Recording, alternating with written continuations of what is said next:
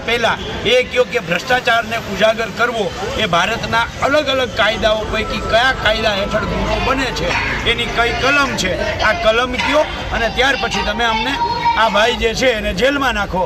પણ chief officer પોતે જ એની પાસે જવાબ ન હોય, એ ક્યાંક ને ક્યાંક જિલ્લા સ્વાગત કે તાલુકા સ્વાગત કાર્યક્રમનું બહાનું કરી અને નીકળી ગયા હતા. અમે અહીંયા પલાઠી વાળીને બેસી ગયા, ચીફ ઓફિસર આવ્યા, અલગ અલગ પ્રશ્નોની રજૂઆત કરી. અઠવાડિયાની અંદર જો આ પ્રશ્નોનું પરિણામ નહીં આવે તો આવનારા દિવસોમાં ફરીથી રાવલ નગરપાલિકા ચીફ ઓફિસર પાસે આવી અને રજૂઆતો કરે. જે રોડ છે અત્યારે એમાં એક બે જગ્યાએ ખાડા હતા, ત્યાં મોરમ નાખવાની એક પ્રોસેસ ચાલુ કરી હતી. એનું કારણ એ હતું કે કોઈ પડે નહીં, કોઈને કોઈ લાગે નહીં, સતી નથી. કારણ કે આપણે જે ફર્નિશિંગનું કામ હતું એ ટેન્ડર પ્રોસેસમાં છે, તો એની એજન્સી ફિક્સ કરતાં થોડો ટાઈમ લાગે એવી સ્થિતિ.